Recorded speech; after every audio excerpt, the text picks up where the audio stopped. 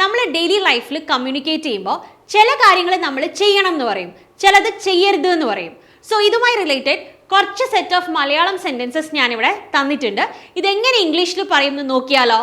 First one, നിങ്ങൾ പോകണം. എങ്ങനെ പറയും? വി സേ യു ഷുഡ്, അല്ലെങ്കിൽ നമ്മൾ you should or must go. Okay. രണ്ടാമത്തെ സെന്റൻസ്, നിങ്ങൾ പോകരുത്.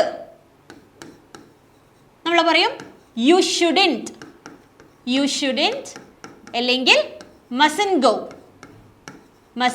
go. മൂന്നാമത്തത്, പോകരുത്. നമ്മൾ എങ്ങനെ പറയും? don't go. we say don't go. next one, അതൊരു ക്വസ്റ്റ്യൻ ആണ്. ഞാൻ പോകണോ? we say should I go. So അങ്ങനെയാണെങ്കിൽ ഞാൻ എപ്പോഴാണ്